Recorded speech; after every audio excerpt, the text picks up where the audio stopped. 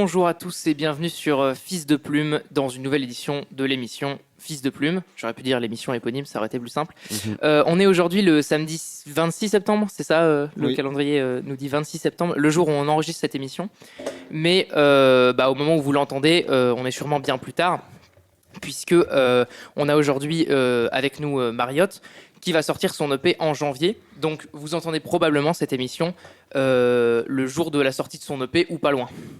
Alors du coup, aujourd'hui dans cette émission, je suis avec les membres habituels de Fils de Plume. Donc je suis avec Simon. Ouais, salut. Je suis avec Émile, qui galère un peu à parler dans son micro parce qu'il est en train de le bouger en même temps. C'était une super idée. Je suis en train de le bouger pour justement laisser la place à Soren. Bonsoir. Qui se partagent le micro tous les deux, donc c'est un peu galère. Et surtout avec notre invité du jour, Mariotte. Salut à tous. Alors du coup, Mariotte, aujourd'hui, pourquoi est-ce qu'on est là ? C'est parce qu'on est sur le tournage d'un de tes clips, en fait, qu'on vient de tourner ensemble avec Simon.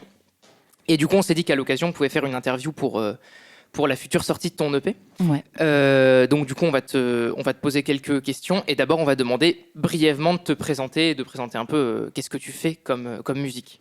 Alors moi, c'est Mariotte. J'ai un projet, je dirais, assez hybride qui mélange de la pop, de la folk, voire un peu de musique trad des quatre coins du monde, quoi. Donc je me suis inspirée. Je chante plutôt en français. Il y a quelques titres en anglais que je vais jouer sur scène. Et voilà, et sur scène, on est 4. Je suis accompagnée par 3 musiciens. Donc il y a un bassiste, un batteur et un saxophoniste. Et voilà, et ces gars-là font aussi des chœurs derrière moi. Ok. Simon, je te laisse Commencer l'interview et poser les vraies questions, parce que c'est les vraies questions sur ton petit carnet rouge. Petit carnet rouge. Alors, déjà pour commencer, j'ai envie de te demander quelle est ta démarche en tant qu'artiste. Qu'est-ce que tu veux raconter en fait par la musique ? Est-ce que tu as quelque chose, on va dire, qui te guide particulièrement, en tout cas dans le cadre de cette EP ? Oui, donc c'est pas vraiment une démarche dans le sens où c'est pas un truc que j'ai intellectualisé, que j'ai pensé faire comme ça. C'est un truc qui vient comme ça.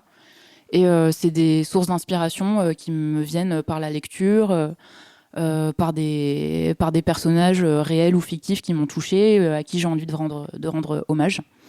Voilà, ça peut aussi s'inspirer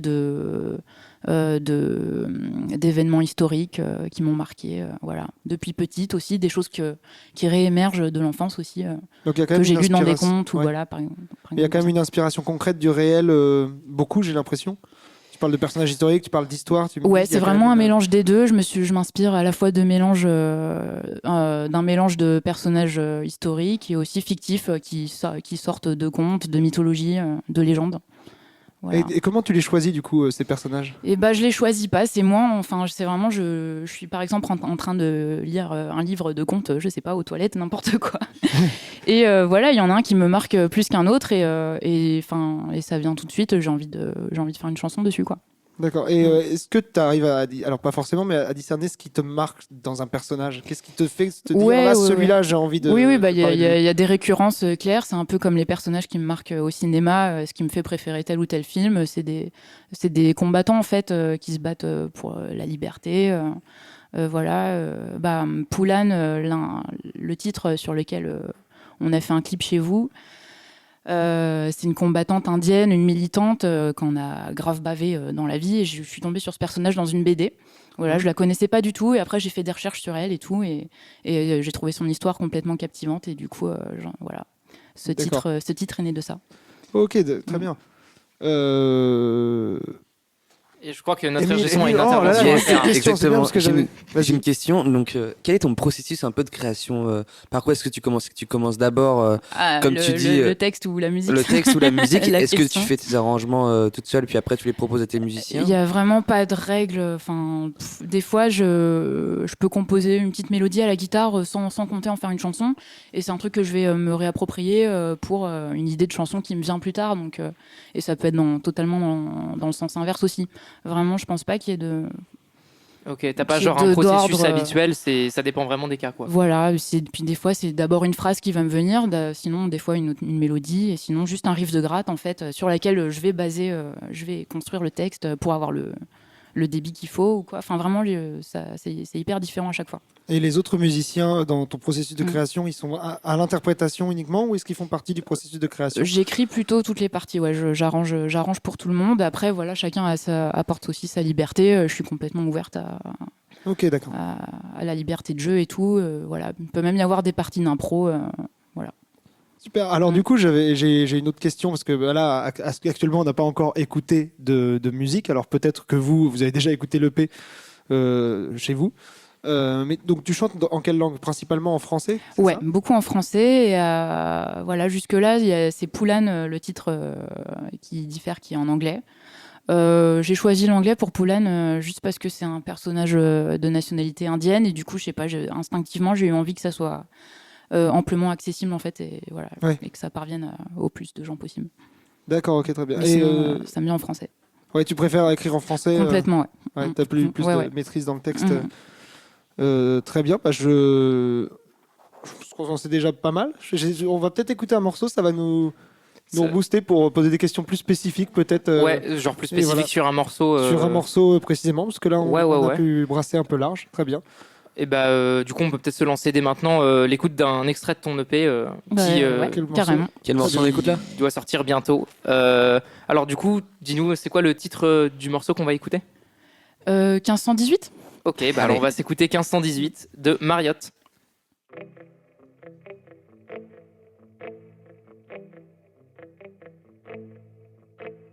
Par la nuée bleue, un nouveau cortège en marche.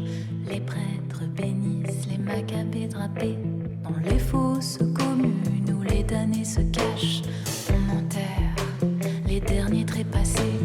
Ce soir encore, le lit de l'île s'assèche. Les pas de démence assourdissent la flèche.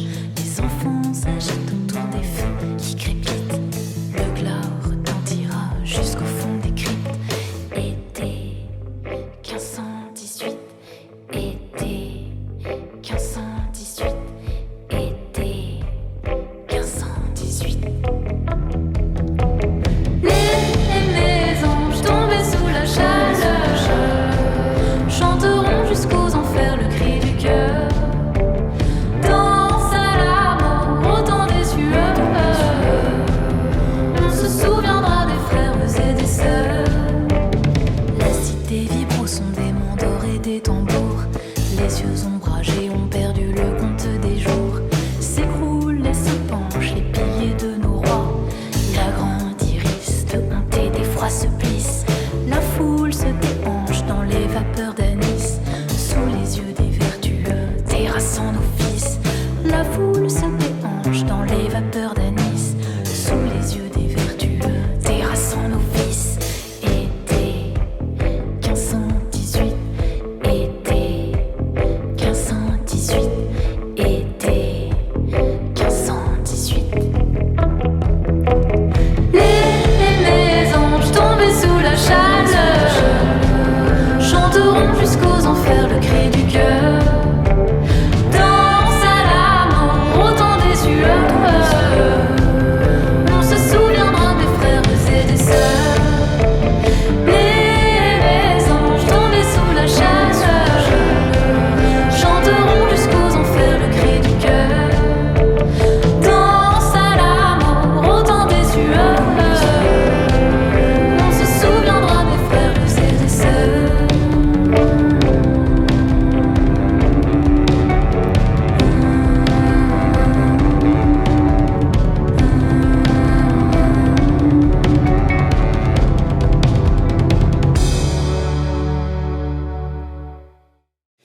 Voilà, donc c'était 1518 de Mariotte. Ouais. Donc déjà, première chose qu'on peut constater, le titre, du coup, j'imagine que c'est une date. Ouais. Tu dis été 1518, donc il y a encore un lien avec l'histoire, j'imagine. Ouais, après, histoire fictive ou une légende, on sait pas vraiment ce que c'est, parce que c'est un événement qui a eu plusieurs interprétations. La légende veut que ce soit une épidémie dansante qui se soit déclarée en plein Strasbourg en 1518. Voilà, une femme se serait mise à danser comme ça, toute seule, et puis et au fil des jours, elle aurait été rejointe par toute une foule. Et ça aurait duré plusieurs semaines et les gens se seraient mis à danser sans s'arrêter jour et nuit et il y aurait eu des centaines de morts. D'accord. D'épuisement. Voilà. Ok. Et les autorités auraient engagé des musiciens pour les accompagner parce que voilà, comme quoi, fallait pas les sortir de cette transe. Voilà. D'accord. Ok. Donc c'est plus une légende que quelque chose tiré d'une histoire vraie. On est sur quelque chose d'un peu flou. C'est assez flou parce qu'il y a vraiment des historiens qui sont revenus sur ce fait-là. Il y a d'autres interprétations possibles, comme quoi ça serait peut-être une intoxication alimentaire. Enfin, vraiment, il y a 1 milliard. C'est pas la même chose quand même. Hein. Pas du tout. Mais moi, je préfère la version un peu plus poétique de la transe dansante. Ça se peut faire un son sur une intoxication alimentaire, c'est moins. C'est moins sexy, ouais. T'as des questions qui concernent la musique, Émile, ou pas? Oui, mais j'ai trouvé que l'arrangement était super cool. Il y a pas mal de choses que j'ai pas bien. J'ai pas saisi. Est-ce qu'il y avait du violoncelle ou pas? Waouh, non. Non, j'ai cru entendre du violoncelle. Ça, c'est l'oreille du musicien. Peut-être après, c'est aussi la façon dont on l'a écouté aussi, mais j'ai cru qu'il y avait aussi des synthés, non? Dessus, non plus? Ouais, il y a des synthés, ouais. Voilà, là c'est bien sûr de Émile. Mon oreille était juste. C'est cool, c'est pas des questions. C'est intéressant que tu dises violoncelle. Ouais, mais je sais pas, j'ai entendu un son, mais un violoncelle très bas, tu vois, je sais pas alors ce que c'était. Non, il y a beaucoup d'éléments dans les graves, donc t'as une basse, des synthés qui jouent assez grave aussi, t'as le sax aussi qui peut.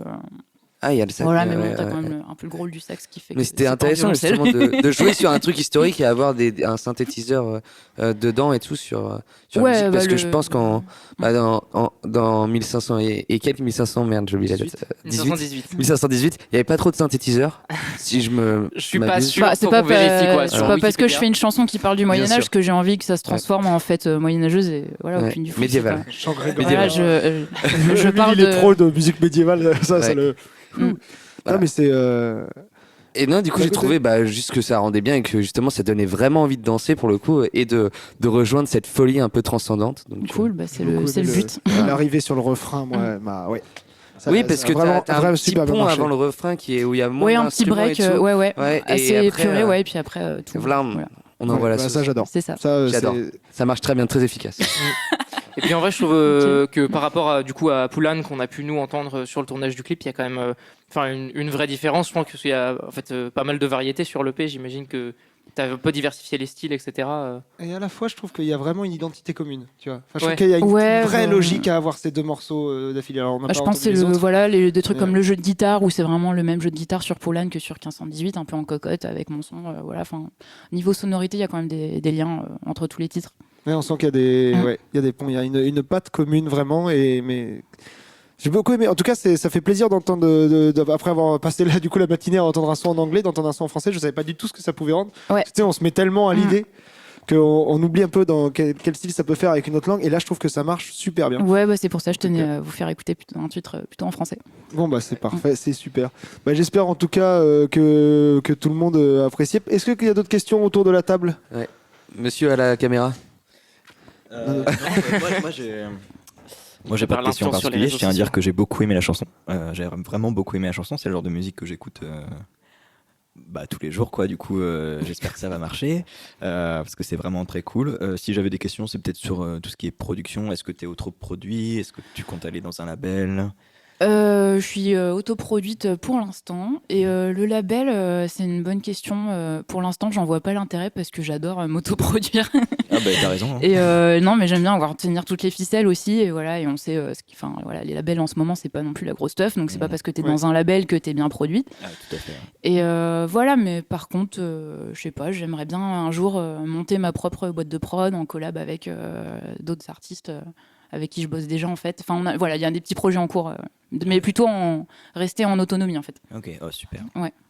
Ok, nickel. J'avais juste une dernière question, j'y reviens. C'est pour composer les différentes voix. Donc, alors c'est une question un peu de musicaux en fait, vraiment. Cool. Tu fais. Donc, t'écris sur partition ou t'as une logique d'enregistrer en fait de commencer par enregistrer des parties même à l'arrache pour les montrer à tes musiciens. Les musiciens, moi je fais des maquettes, donc tout a été maquetté pendant le confinement, d'ailleurs j'en ai bien profité. et les musiciens ont enregistré, on a commencé par basse batterie sur les maquettes, Et après, pour le sax, c'est pas pareil. Je lui ai vraiment écrit des parties sur partition. Voilà. Puis de toute façon, c'est la seule personne du groupe à part moi qui sait lire, donc je peux écrire que pour lui. Ouais. Voilà. Ouais, donc en fait, tu fais par pertinence, quoi. Voilà, c'est connu, les bassistes et les batteurs ne savent pas lire. Donc. Ouais. Pardon, je retire. Les bassistes et les batteurs qui nous écoutent. Et dans le cululu. Mais dommage. Ok, si on n'a pas plus de questions, on peut clore ici l'émission. Profiter l'EP qui sera sorti au moment de cette émission. Donc allez l'écouter, il est évidemment dans la description. Hein. Il y a combien de titres dans l'EP ? 5. 5 ? Ouais. Oh yes. Très bien, ce sera un EP court et efficace. Je suis content. On vous communiquera évidemment en même temps que la sortie de cette émission la date de sortie de l'EP qui sera probablement très proche de la sortie de l'émission. Et voilà, et on vous dit à bientôt sur Fils de Plume et merci de nous avoir écoutés. On fait aussi un petit coucou à Émile qui, au moment où vous écoutez cette émission, sera très loin d'ici puisqu'il sera en Allemagne. Ça lui mettra un petit coup de nostalgie quand il sera en train de mixer en Allemagne. Est complètement bilingue. Mais du coup, on lui fait un coucou. Petite pensée à ton toi du futur. Et puis, à bientôt sur Fils de Plume. Merci de nous avoir écoutés.